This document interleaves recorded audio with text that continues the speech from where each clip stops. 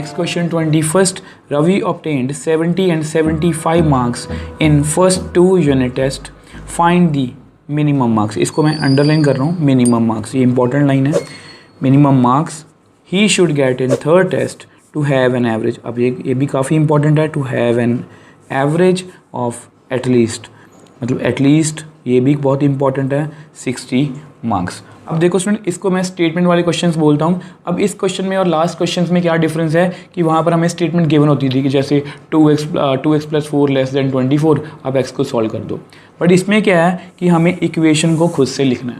तो tough part इसमें यही है कि इक्वेशन भी हमें खुद से लिखनी है और उसका आंसर तो हमें देना ही देना है. सो इसको देखो कैसे करेंगे.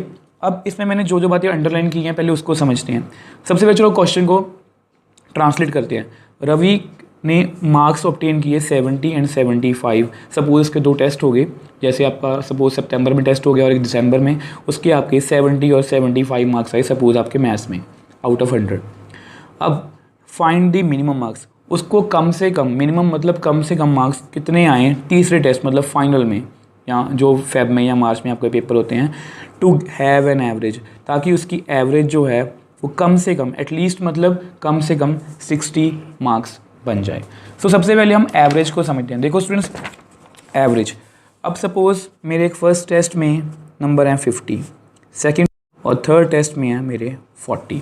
तो मुझे अगर इसकी एवरेज निकालनी है तो मैं क्या करूँगा, इसको 3 से डिवाइड कर दूँगा. सो कितना आएगा 150 डिवाइड बाई 3, तो कितना आंसर आ गया 50. यानी कि मेरे एवरेज मार्क्स कितने हैं, मतलब सपोज़ ये मैथ्स में से नंबर थे मेरे, ये फर्स्ट टेस्ट था, ये सेकंड और ये थर्ड. तो साल के एंड में मेरे जो परसेंटेज निकलेगी वो कितनी आएगी 50. मतलब मेरी मैथ में एवरेज कितनी है 50% या 50 मार्क्स भी आप कह सकते हो. ठीक है. सो अब आपको एवरेज का कंसेप्ट समझ लग गया. अब दूसरी बात पे आते हैं. अब क्वेश्चन को फिर समझते हैं. अब क्वेश्चन के अकॉर्डिंग मेरे 70 मार्क्स आए हैं, फिर मेरे 75 आए हैं. थर्ड में बोल रहे हैं कि फाइंड करो, मतलब मैं क्वेश्चन मार्क डाल दिया. सो डिवाइड किससे करेंगे, 3 से डिवाइड करेंगे क्योंकि 3 टेस्ट ही हैं. सो वो कह रहे हैं अब यहाँ पर मेरी एवरेज कितनी थी 50. अब यहाँ पर कितनी एवरेज आनी चाहिए 60, क्योंकि क्वेश्चन में बोला है मिनिमम एवरेज ऑफ 60 मार्क्स, मतलब 50 की जगह पर कितना आना चाहिए 60. सो अब क्वेश्चन में इसका क्या रोल है, मिनिमम मार्क्स और एटलीस्ट का. अब इसको क्या बोलते हैं हम, इक्वेशन, और एटलीस्ट मिनिमम. अब यहाँ पर क्या रोल आएगा, इनइक्वालिटी का रोल आएगा. यहाँ पर इक्वल था तो मतलब इक्वेशन थी, अब यहाँ पर इनइक्वालिटी का रोल है. वो कैसे, अब देखो इसको भूल जाओ एक बार. एटलीस्ट का मतलब क्या होता है, एटलीस्ट का मतलब होता है कि कम से कम मेरे 60 मार्क्स आने चाहिए, ज़्यादा भी आ सकते हैं. जैसे आपको पता है कि किसी भी एग्ज़ाम में जो पेपर जो है सपोज़ हमारा 100 का है, 100 मार्क्स का है, उसमें से हमें 33 मिनिमम मार्क्स चाहिए. इसका क्या मतलब है, इसका मतलब ये थोड़ी ना कि आपको 33 चाहिए. इसका मतलब है 33 मिनिमम है, कि आपको इससे कम नहीं आने चाहिए, आपके 33 या इससे ज़्यादा ही आने चाहिए अगर आप उस एग्ज़ाम में पास होना चाहते हो. तो सेम कंसेप्ट ये है कि अगर मेरे 60 या 60 से ज़्यादा आने चाहिए, दैट मीन्स एटलीस्ट 60 मतलब कम से कम. सो क्या लिखूँगा 60 के इक्वल या 60 से ज़्यादा. तो चलिए क्वेश्चन को करते हैं. देखो अभी आपके सामने ही है. सो रवि फर्स्ट टेस्ट में कितने आए उसके 70, सेकंड टेस्ट में कितने आए उसके 75. अब नेक्स्ट टेस्ट में सपोज मैं मान लेता हूँ उसके कितने आए x. अब मुझे पता है एवरेज आपने अभी सीख लिया कैसे निकालते हैं. जितने भी टेस्ट होंगे, सपोज अगर यहाँ पर 4 टेस्ट होते तो मैं लिखता डिवाइड बाय 4, अगर 5 टेस्ट होते तो मैं लिखता डिवाइड बाय 5. सो ये अपने दिमाग में रखनी है. देखो स्टूडेंट्स, अगर आप स्टेटमेंट को अच्छे से पढ़ लोगे, उसको दिमाग में बिठा लोगे, तो आप जो अपनी इक्वेशंस हैं वो बड़ी आसानी से बना पाओगे. अब देखो यहाँ पर क्या लिखेंगे हम, मिनिमम 60 मार्क्स. तो मिनिमम को हम कैसे लिखते हैं, ग्रेटर देन इक्वल टू 60, क्योंकि 60 आने चाहिए या 60 से ज़्यादा. इसका क्या मतलब है, जो भी मार्क्स आएंगे हमारे वो 60 के इक्वल आने चाहिए या ज़्यादा. इसका क्या मतलब है, एटलीस्ट 60. सो चलो सॉल्व करते हैं इसको. ये कितना आ गया 5 145 प्लस x. अब 3 जो है पॉजिटिव नंबर है, आप इनइक्वालिटी के उधर लेके जा सकते हो और इनइक्वालिटी का साइन चेंज भी नहीं होगा. ठीक है जी. सो 145 प्लस x ग्रेटर देन 180. तो ऐसा करते हैं, x की वैल्यू निकालनी है, x ग्रेटर देन 180 माइनस 145, क्योंकि प्लस और माइनस वाले नंबर को हम शिफ्ट कर सकते हैं, इनइक्वालिटी का साइन चेंज नहीं होता. तो कितना आंसर आएगा 35. सो कितना आंसर आ गया हमारा, x greater than equal to 35। अब देखो जितने भी हमने क्वेश्चंस किए हैं उसमें हमने क्या बनाना होता था, इंटरवल।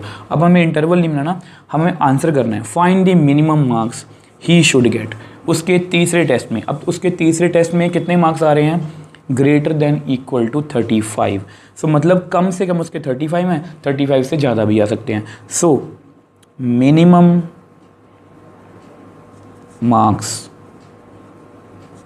इन थर्ड टेस्ट कितने आएंगे, 35। अब इसको मिनिमम क्यों बोल रहा हूँ, तो देखो ध्यान से, x ग्रेटर देन 35 है, मतलब x की वैल्यू हमेशा 35 या 35 से बड़ी होगी। सो मतलब ये मिनिमम वैल्यू है। कौन सी वैल्यू, ये मिनिमम वैल्यू। सिमिलरली अब देखो, अगर सपोज ऐसा आंसर आता है हमारे पास, इसका क्या मतलब है कि x 35 या 35 से कम ही है, तो ये क्या होगी, मैक्सिमम वैल्यू, क्योंकि x की वैल्यू कभी भी 35 से ज़्यादा आ ही नहीं सकती, 35 या 35 से कम ही होगी। तो देखो स्टूडेंट्स, एक बार दोबारा समझाता हूँ। देखो उसने 70 मार्क्स ऑब्टेन किए थे, फिर 75, और थर्ड टेस्ट में हमें फाइंड करना था, इसलिए मैंने x ले लिया। आपको मैंने एवरेज का कंसेप्ट समझा दिया कि एवरेज कैसे कैलकुलेट करते हैं, जितने टेस्ट हों उस डिवाइड बाय उतने नंबर ऑफ टेस्ट, मतलब जहाँ पर 3 टेस्ट थे तो मैंने 3 से डिवाइड कर दिया, तो मैंने इसको 3 से डिवाइड कर दिया। अब एटलीस्ट वाला कंसेप्ट, एटलीस्ट का क्या मतलब है यहाँ पर कि कम से कम 60 मार्क्स उसके आने चाहिए, ज़्यादा भी आ सकते हैं। सो कम से कम मतलब मिनिमम मार्क्स उसके 60 आने चाहिए, मतलब जो भी यहाँ पर वैल्यू आएगी वो 60 या 60 से ज़्यादा ही होगी। तो इसलिए मैंने इसका साइन इधर को, इसका फेस इधर को ओपन किया हुआ है। तो ये क्या है, ग्रेटर देन इक्वल टू 60। तो इसको मैंने सॉल्व कर लिया, वो सॉल्व करना आपको आता है, हमने काफ़ी क्वेश्चन सॉल्व किए हैं। तो x की वैल्यू कितनी आ गई, greater than equal to 35। That means minimum marks in third test he should get is 35। Next question 22। अब देखने में क्वेश्चन काफ़ी बड़ा लग रहा है, पर आपको बिल्कुल भी घबराना नहीं है, ये बिल्कुल सेम क्वेश्चन है जो अभी हमने किया। To receive grade A in a course one must obtain an average, मैंने इसको अंडरलाइन कर लिया, ऑफ एटलीस्ट, इसको भी अंडरलाइन कर लिया, 90 मार्क्स और मोर इन 5 exam each of 100 marks. If Sunita marks is in first 4 tests are 87, 92, 94, 95, find minimum marks। so इसको मैंने अंडरलाइन कर रहा हूँ। so find minimum marks that Sunita must obtain in 5th examination to get grade A in the of the course. देखो students, statement वाले question को करने का सबसे अच्छा मेथड है कि आप स्टेटमेंट को बहुत ध्यान से, बहुत अच्छे से पढ़ो, उसको अपने दिमाग में बिठा लो। एक बार आपकी स्टेटमेंट दिमाग में बैठ गई तो आप बड़ी आसानी से इक्वेशंस भी बना लोगे। तो देखो स्टूडेंट, पहले क्वेश्चन को अच्छे से समझते हैं। अब इसमें क्या बताया पहली लाइन में कि अगर आपको ग्रेड ए लेना है तो कंडीशन क्या है कि आपके अगर कोई 5 एग्ज़ाम हो रहे हैं तो उसमें से आपके टोटल जो मार्क्स हैं वो एटलीस्ट 90% होने चाहिए, मतलब कम से कम 90% होने चाहिए। अब सुनीता के मार्क्स दिए हुए हैं उसमें फर्स्ट 4 टेस्ट में 87, 92, 94। अब पूछा गया है कि 5th टेस्ट में कितने नंबर होंगे ताकि हमारे एटलीस्ट 90% मार्क्स बन जाएं। तो सेम लास्ट वाला क्वेश्चन ही है। अब बदला क्या है, तो देखो जस्ट टेस्ट की काउंटिंग ज़्यादा हो गई है। पिछले में 3 टेस्ट थे, इसमें 5 टेस्ट हैं। यहाँ पर लास्ट में था 60, यहाँ पर 90 है। सो फिर वही बात, अब आपको पता है कि हम एवरेज कैसे निकालते हैं, 87, 92, 94, 95। मैंने आपको बोला अब ये 4 टेस्ट हैं, सपोज 5th में उसके x हैं, किससे डिवाइड करेंगे, 5 से, क्योंकि मैंने अभी आपको समझाया था कि एवरेज को निकालने के लिए जितने टोटल टेस्ट हैं उसको उससे नंबर ऑफ टेस्ट से डिवाइड कर देते हैं। अब यहाँ पर कितना है, 90। अब यहाँ पर मेन साइन का पंगा है। सो साइन कौन सा डालेंगे, उन्होंने क्या बोला है यहाँ पर, एटलीस्ट। एटलीस्ट का मतलब क्या है, कम से कम 90 चाहिए, उससे ज़्यादा भी आ सकते हैं। सो 90, कम से कम 90, मतलब 90 के इक्वल या 90 से ज़्यादा। सो इसका मतलब क्या होगा, यहाँ पर कौन सा साइन आएगा, ग्रेटर देन इक्वल टू। तो चलिए क्वेश्चन को स्टार्ट करते हैं। सो देखो, सो सबसे पहले क्या करेंगे, हम लिखेंगे मार्क्स उसके 87 प्लस 92 प्लस 94 प्लस 95, और फिर टेस्ट में उसके मार्क्स कितने हैं, x। अब इसको किससे डिवाइड करेंगे, 5 से, क्योंकि हमारे टेस्ट कितने हैं, 5। सो 90, मिनिमम मार्क्स कितने चाहिए, 90। सो क्या साइन डालेंगे, ग्रेटर देन इक्वल टू। मैंने अभी आपको समझाया, क्योंकि 90 एटलीस्ट का मतलब कम से कम, मतलब 90 या 90 से ज़्यादा मार्क्स ही चाहिए। इसको सॉल्व कर लेते हैं, बहुत सिंपल है। इसको आप ऐड कर लो, इसको आप ऐड करोगे तो कितना आएगा, 368 plus x greater than equal to 90 into 5 को मैं उधर मल्टीप्लाई कर सकता हूँ क्योंकि ये पॉजिटिव नंबर है, उससे इनक्वालिटी का साइन चेंज नहीं होगा।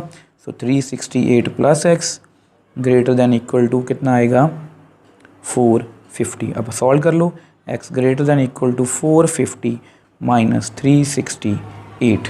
इसको अब सॉल्व कर लो।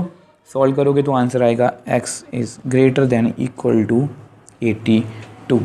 सो दैट मीन्स अब यहाँ पर इस x की वैल्यू कितनी आई है, x greater than equal to 82। मतलब ये क्या है, 82 क्या है, मिनिमम वैल्यू है। मतलब x की वैल्यू हमेशा 82 के इक्वल होगी या उससे बड़ी, मतलब ये मिनिमम मार्क्स होगी। सो that means minimum marks Sunita.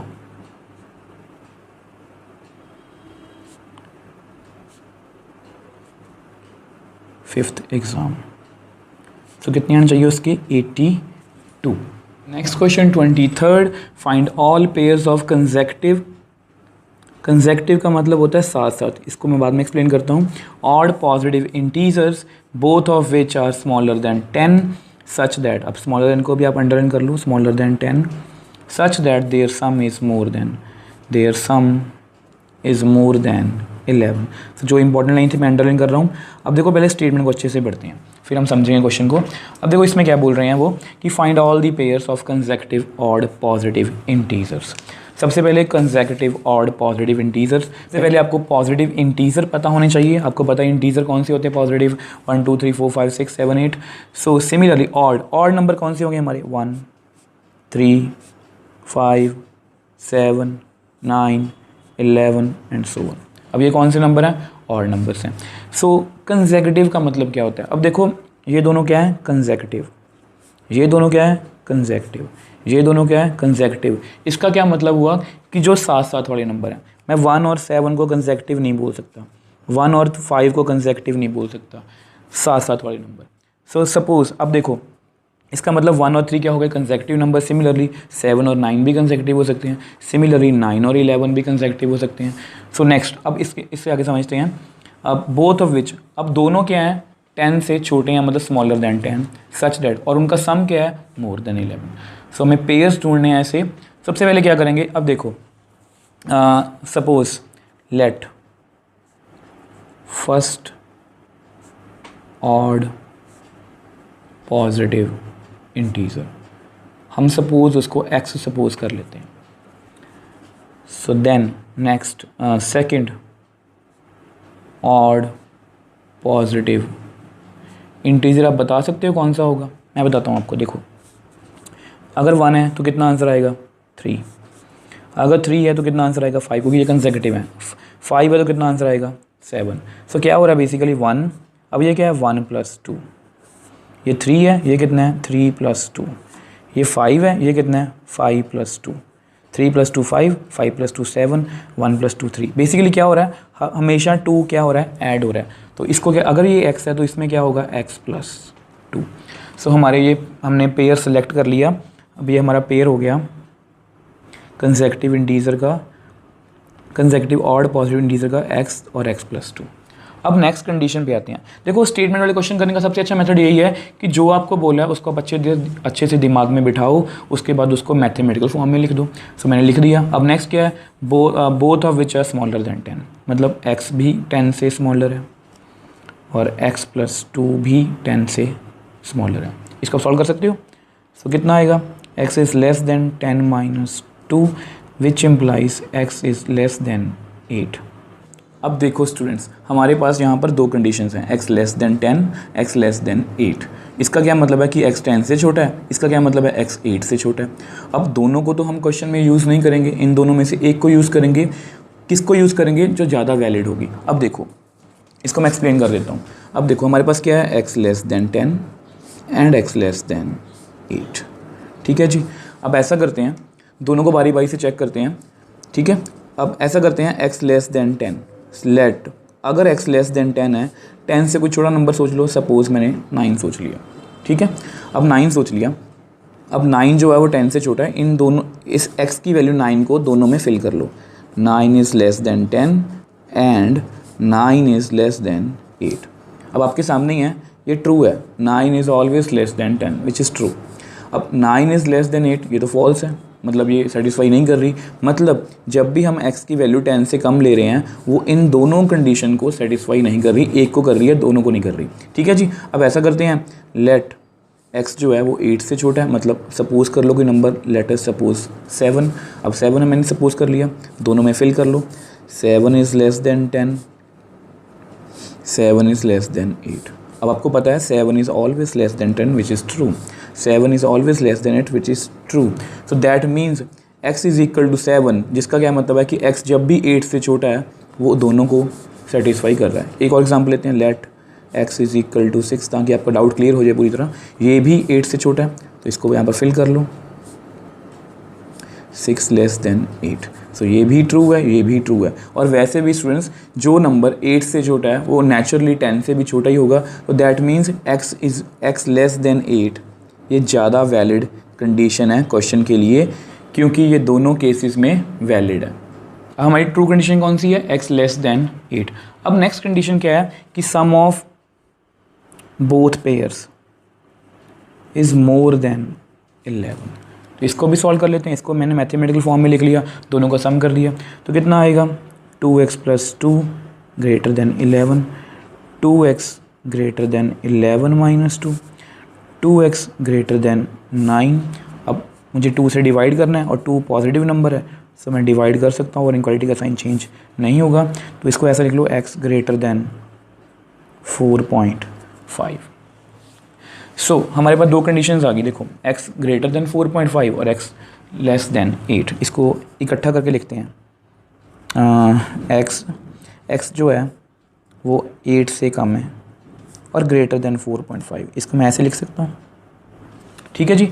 अब x 8 से कम है और 4.5 से बड़ा है, तो मैंने सही लिखा है। ठीक है। अब देखो, अब इनके बीच में पहले हम x कैन टेक वैल्यूज़, कौन कौन सी पॉजिटिव वैल्यू इंटीजर वाली ले सकता है? Take values. 4.5 के बाद कौन सा नंबर आएगा? 5, फिर 6, फिर 7। ठीक है। x कौन कौन सी वैल्यूज़ है? 5, 6 और 7। बट x क्या है? But x is odd positive integer.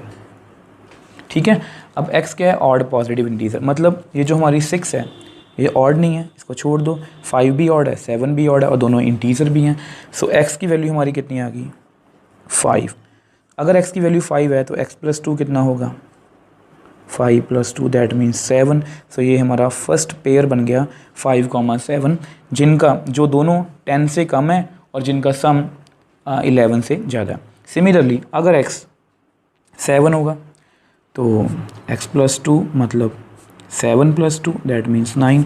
So 7 plus 9। सो हमारे दो पेयर आ गए 7, 9। अब इन ये दोनों भी 10 से कम है और इन दोनों का सम क्या है? 11 से ज़्यादा। सो 2 कंसेक्टिव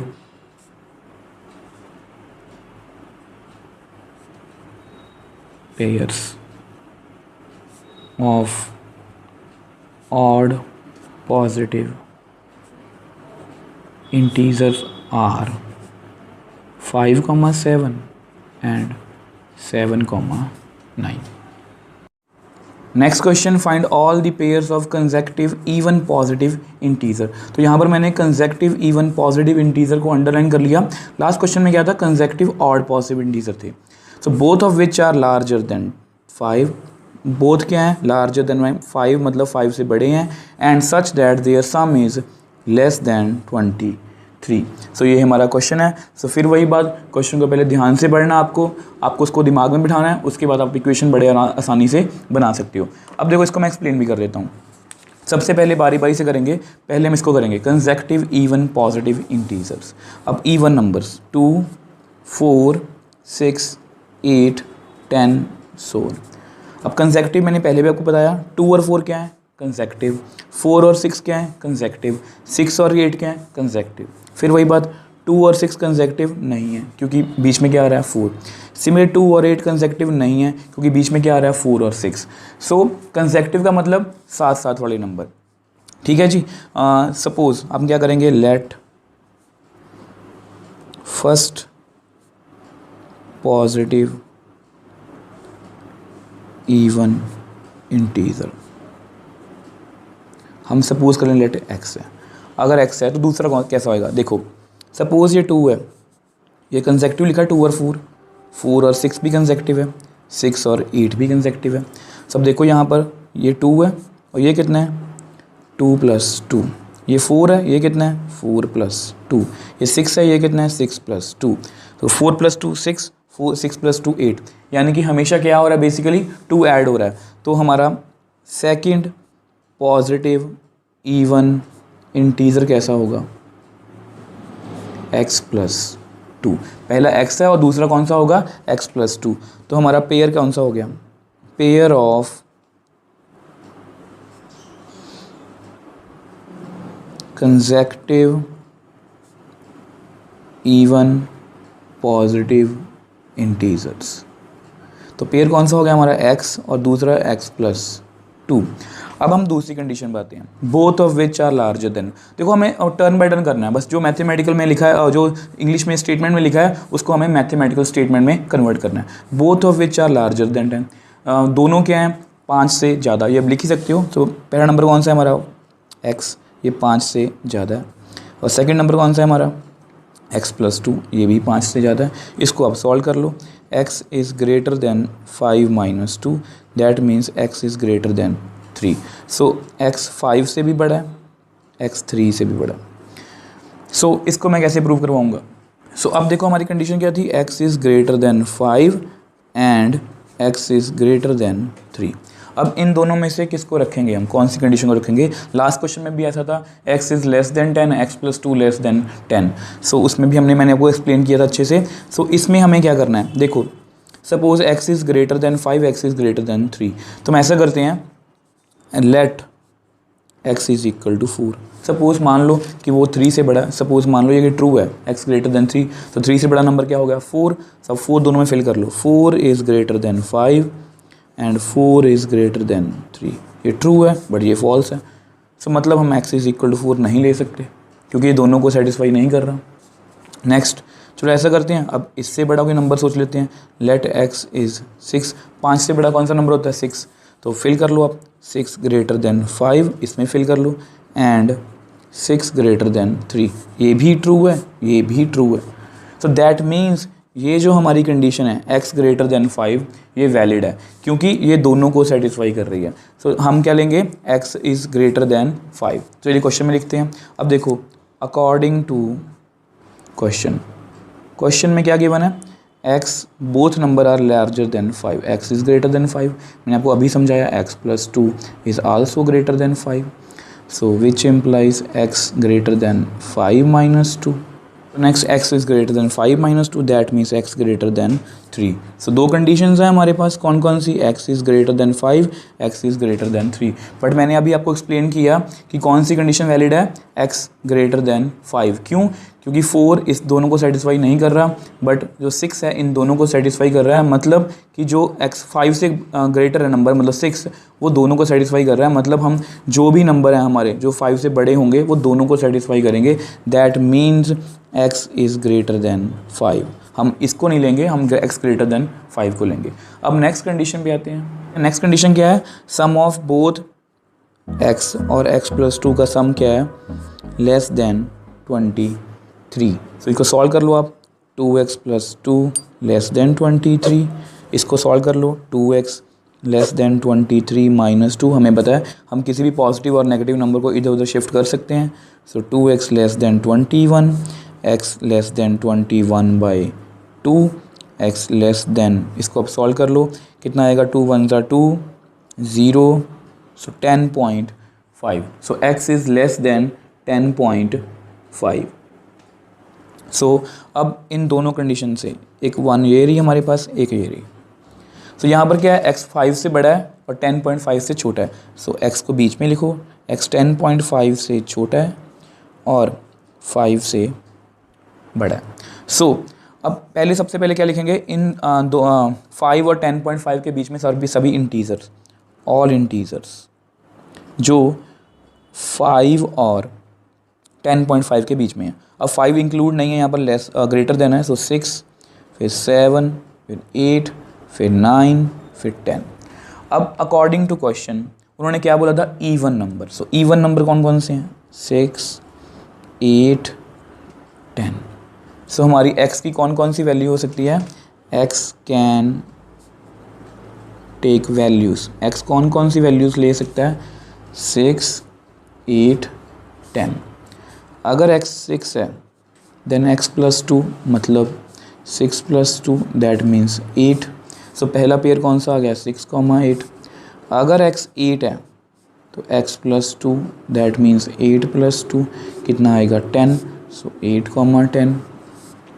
x अगर 10 है सो x + 2 that means 10 + 2 that means 12। तो दूसरा थर्ड पेयर कौन सा आ गया हमारा 10, 12। आप चेक कर सकते हो, ये भी 5 से ज़्यादा है, ये भी 5 से ज़्यादा है, ये भी 5 से ज़्यादा, ये भी, अब ये दोनों भी 5 से ज़्यादा हैं। और इन दोनों का सम करके देख लो, 14 less than 23, 18 less than 23, 22 less than 23।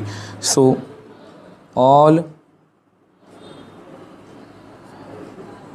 consecutive even positive integers are, कौन कौन से आगे pair 6, 8, 8, 10, 10, 12। Next question 25th, the longest side of a triangle is 3 times the shortest side. अब यहाँ पर लॉन्गेस्ट साइड की बात हो रही है, इसको आप अंडरलाइन कर लो ताकि आपके माइंड में रहे। ऑफ ए ट्रायंगल, ट्रायंगल की बात हो रही है, is 3 times the shortest side, मतलब एक शॉर्टेस्ट साइड से 3 गुना ज़्यादा है। एंड थर्ड साइड, यहाँ पर थर्ड साइड की बात हो रही है, is 2 cm shorter than longest side. If the perimeter, यहाँ पेरीमीटर की बात भी कर रहे हैं, मैं इंपॉर्टेंट पॉइंट पहले लिख लेता हूँ। If the perimeter of the triangle is at least 61 cm, find the minimum length. हमें मिनिमम लेंथ फाइंड करनी है ऑफ द शॉर्टेस्ट साइड। तो ये हमारा क्वेश्चन है। तो देखो, क्वेश्चन को देख के घबराना बिल्कुल नहीं है। सबसे पहले हम क्या करेंगे, क्वेश्चन को अच्छे से समझेंगे, उसको माइंड में बिठाएंगे, फिर हम उनकी इक्वेशंस बनाएंगे। अब आपने देखना है कि किस किस के बारे में बात हो रही है, फिर हम उनको मैथमेटिकल फॉर्म में लिखने की कोशिश करेंगे। अब देखो यहाँ पर क्या है, क्वेश्चन क्या है, लॉन्गेस्ट साइड, जो ट्रायंगल की सबसे, देखो ट्रायंगल में कितनी साइड्स होती हैं 3। अब जो सबसे लंबी साइड है इस 3 times the shortest side, and मतलब वो 3 गुना है शॉर्टेस्ट साइड से बड़ी है। And third side is 2 cm shorter than longest side. जो थर्ड साइड है वो सबसे लंबी साइड से 2 cm छोटी है। इफ़ द पेरीमीटर, अब आपको पेरीमीटर के बारे में नॉलेज होनी चाहिए। पेरीमीटर क्या होता है,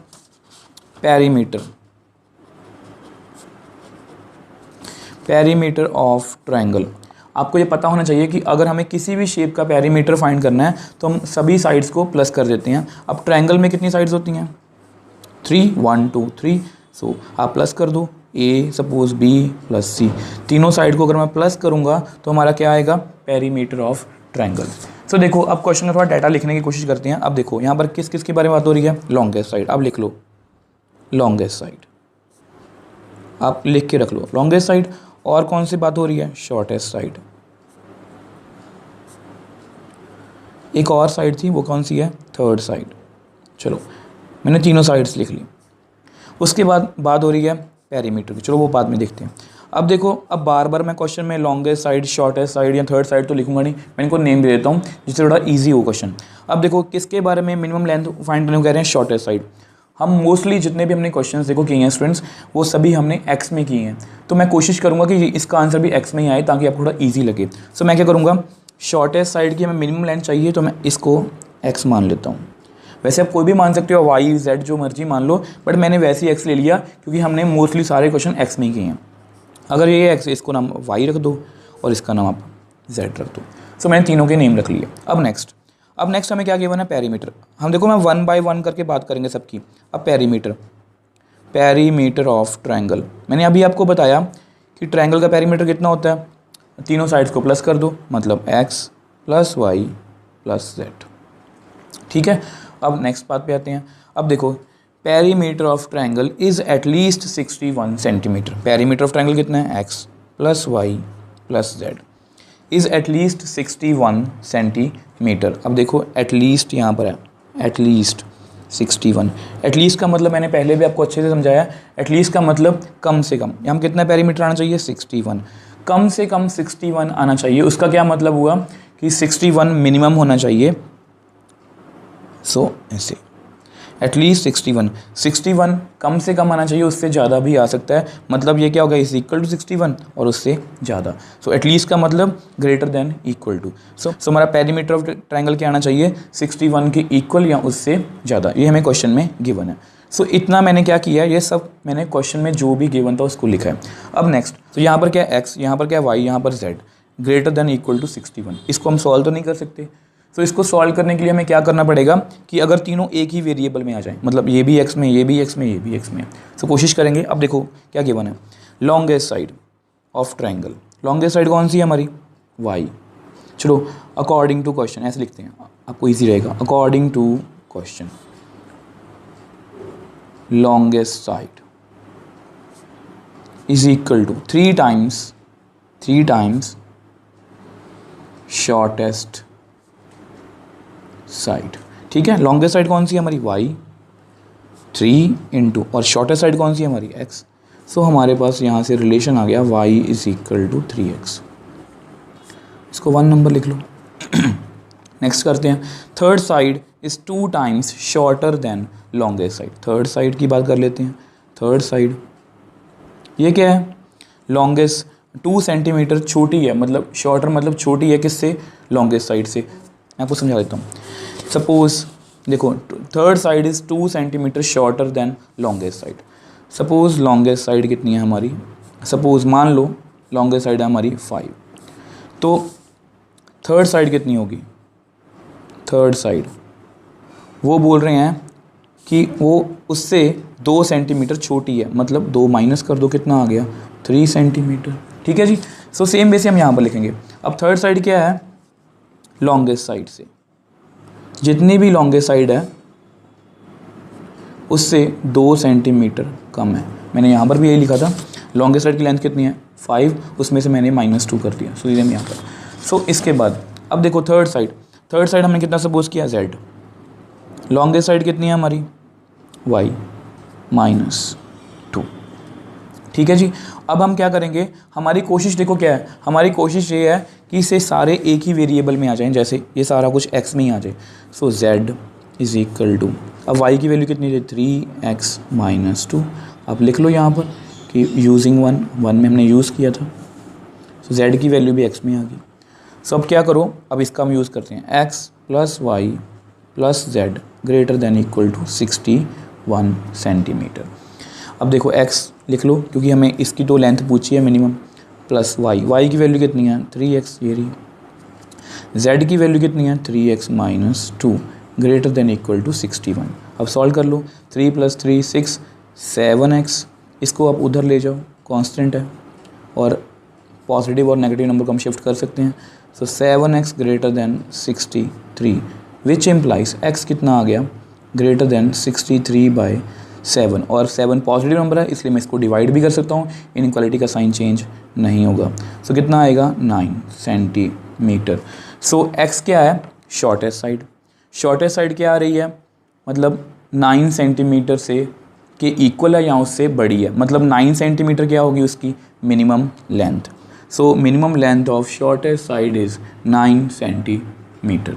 अब देखो स्टूडेंट्स, फिर एक बार दोबारा से समझा देता हूँ। एक बार देखो, लॉन्गेस्ट साइड दी थी हमें, शॉर्टेस्ट साइड और थर्ड साइड। जो भी क्वेश्चन में दिया हो उसको आप एक बार लिख लिया करो साइड पे। तो मैंने लिख लिया, उसको मैंने नेम दे दिया XYZ, आप जो भी नेम देना चाहते हो दे सकते हो। उसके बाद हमें क्या बनता, पैरीमीटर मैंने लिख लिया, पैरीमीटर का फॉर्मूला मेरे को आना चाहिए, वो मैंने लिख लिया। अब कंडीशन क्या है, कंडीशन क्या थी 61 सेंटीमीटर, एटलीस्ट 61, मतलब 61 के इक्वल या उससे ज़्यादा। सो मैंने यही लिख लिया, मतलब एटलीस्ट का मतलब कि greater than equal to. So next, according to question. अब देखो यहाँ पर 3 वेरिएबल थे, मैंने कोशिश की थी ये एक ही वेरिएबल में आ जाए, जैसे ये x, क्योंकि मेरे को शॉर्टेस्ट साइड की बेसिकली लेंथ निकालनी है, तो मैं सारा कुछ कोशिश करूँगा कि सारा कुछ x में ही आ जाए। सो y, लॉन्गेस्ट साइड हमें गिवन थी कि वो 3 टाइम्स शॉर्टेस्ट साइड। सो मैंने लिख लिया y, ये x, सो y is equal to 3x। Third side भी दी हुई है, shorter than 2 centimetre shorter than longest side, longest side से 2 सेंटीमीटर वो कम है। लॉन्गेस्ट साइड हमारी थी y, और y को मैंने फिल किया था 3x, सो z की वैल्यू 3x -2 आ गई। यहाँ पर मैंने सारी वैल्यूज़ फिल की और यहाँ से हमारा x कितना आ गया greater than equal to 9 centimetre. Greater than 9 का क्या मतलब है कि उसकी वैल्यू 9 या 9 से ज़्यादा ही होगी, मतलब 9 से छोटी कभी नहीं हो सकती। दैट मीन्स ये क्या है, मिनिमम लेंथ है। Next question, a man wants to cut 3 lengths from a single piece of board of length 91 centimetre. एक कोई बोर्ड है, उसकी लेंथ कितनी है 91 सेंटीमीटर, उसमें से वो 3 लेंथ्स काटना चाहता है। The second length is to be, अब यहाँ पर second length is to be 3 centimetre longer than the shortest side. Shortest side की बात कर रहे हैं, सेकेंड लेंथ की बात कर रहे हैं, एंड थर्ड लेंथ की बात भी कर रहे हैं। देखो third length is to be twice है as long as the shortest. What are the possible length of the shortest board, मतलब शॉर्टेस्ट साइड की वो लेंथ पूछ रहे हैं। If the third piece is to be at least 5 centimetre longer than the second. So ये हमारा question है। सो देखो स्टूडेंट्स, ये क्वेश्चन बिल्कुल लास्ट क्वेश्चन जैसा ही है, बट ये थोड़ा एडवांस लेवल का, थोड़ा टफ है। क्यों? क्योंकि इसमें इनडायरेक्टली बातें बोली गई हैं। जैसे लास्ट क्वेश्चन में था, मतलब 3 साइड्स थी ट्रायंगल की, और उसमें क्या था, पेरीमीटर गिवन था। अब इसमें क्या है, a man wants to cut 3 lengths. अब सपोज यहाँ पर कोई बोर्ड है,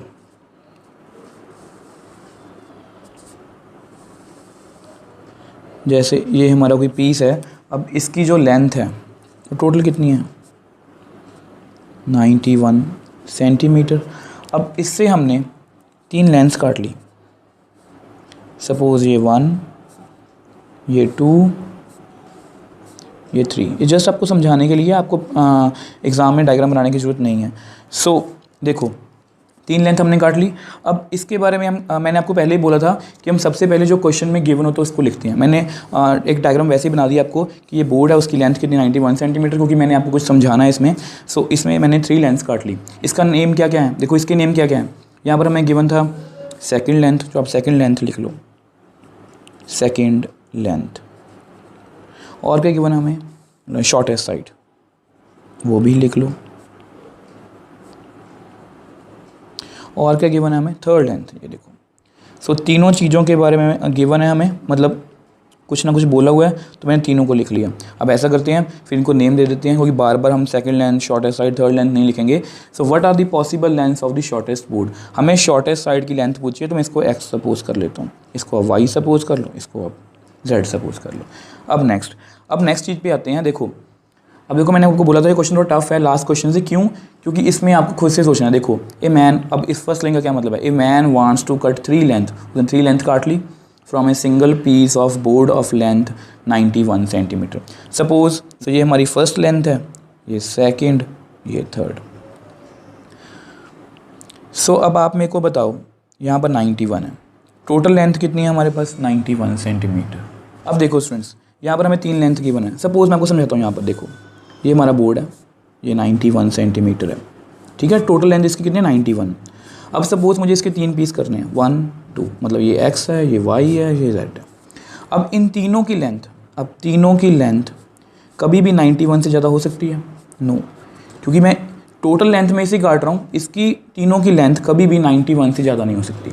सो होगा क्या कि ये तीनों की लेंथ या तो इसके इक्वल होगी, इक्वल भी तो हो ही सकती है क्योंकि मैं 3 पीस काट रहा हूँ, और ये भी तो हो सकता है कि इन तीनों की लेंथ जो मैंने पीस काटे हैं 91 से कम हो, क्योंकि ये हमें स्पेसिफिक, ये मैं क्वेश्चन में गिवन थोड़ी ना कि 91 पूरा ही काटना है। हो सकता है मैंने 3 पीस जो काटे हैं उनकी लेंथ थोड़ी सी 91 से कम हो जाए, तो मैं यहाँ पर क्या लिखूँगा, लेस देन इक्वल टू। बस सबसे इंपॉर्टेंट पार्ट यही था क्वेश्चन का कि आपको यहाँ पर ध्यान रखना था कि x + y + z की लेंथ क्या होगी, 91 के इक्वल या उससे कम, इससे ज़्यादा कभी नहीं हो सकती। सो अब हम क्या करेंगे, देखो अब लास्ट क्वेश्चन में हमने क्या किया था, हमने कोशिश की थी कि ये x और y z है तीनों एक ही वेरिएबल में आ जाए। सो देखो अकॉर्डिंग टू क्वेश्चन में क्या गिवन है, 3 length, second length is to be 3 centimetre longer than is shortest. So second length जो है वो क्या है, 3 centimetre longer than shortest side. मतलब सेकेंड लेंथ कितनी है हमारी, देखो सेकेंड लेंथ कितनी है हमारी, y, ये 3 सेंटीमीटर लंबी है। शॉर्टेस्ट साइड की जितनी भी लेंथ होगी, शॉर्ट साइड लेंथ कितनी है, x, उससे ये 3 ज़्यादा होगी। सो y की वैल्यू मैंने निकाल ली इन टर्म्स ऑफ x। इसको अब नंबर 1 सपोज कर लो। लास्ट क्वेश्चन में भी हमने ऐसा ही किया था। अब next, third length is to be twice as long as the shortest. So third length, twice का मतलब 2 गुना, ट्वाइस मतलब 2 गुना किससे, शॉर्टेस्ट साइड से। ये भी लिख लो आप मैथमेटिकल फॉर्म में, sorry shortest side. Third length कितनी हमारी, z, 2 × x। सो z की वैल्यू भी आ गई कितनी, 2x। सो आप इन दोनों को यहाँ पर फिल कर लो। सो एक्स वाई कितना है x+3 और z कितना है 2x। अब यहाँ पर कितना है लेस देन 91, इसको सॉल्व कर लो। 4x+3 लेस देन 91, इसको अब सॉल्व कर लो। 4x लेस देन 91 माइनस 3, सो 4x लेस देन 88। यहाँ से हमारी 4x लेस देन 88, सो x कितना आ गया 88/4, क्योंकि 4 क्या है पॉजिटिव नंबर, इसलिए इनक्वालिटी को चेंज नहीं आएगा। So x less than equal to 22। But हमारा क्वेश्चन यहाँ पर ख़त्म नहीं हुआ।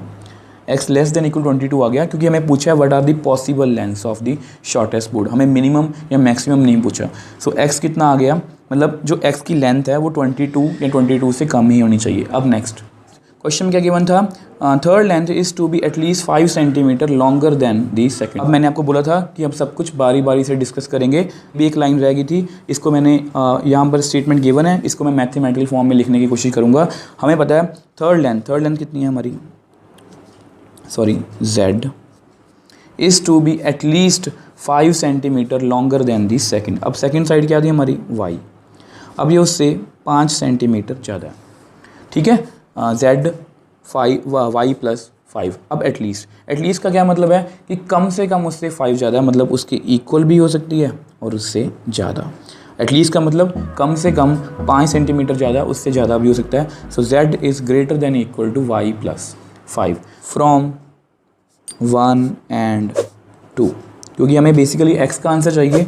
z की वैल्यू कितनी थी 2x एंड y की वैल्यू थी x+3। सो फिल कर दो।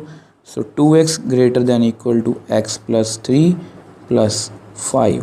सो हम कितना आंसर आ गया 2x greater than equal to x+8। इसको सॉल्व कर लो, x को इधर ले आओ, greater than equal to 8, x greater than equal to 8। So अब हमारे पास x क्या आ गया ग्रेटर देन इक्वल टू 8, मतलब x 8 से बड़ा है और 22 से छोटा है। सो दोनों को मैंने कंबाइन कर लिया। लास्ट पेज पे हमने किया था कि x लेस देन इक्वल 22 और यहाँ पर कितना आ गया x greater than equal to 8। So possible lengths of shortest side is 8 less than equal to 22।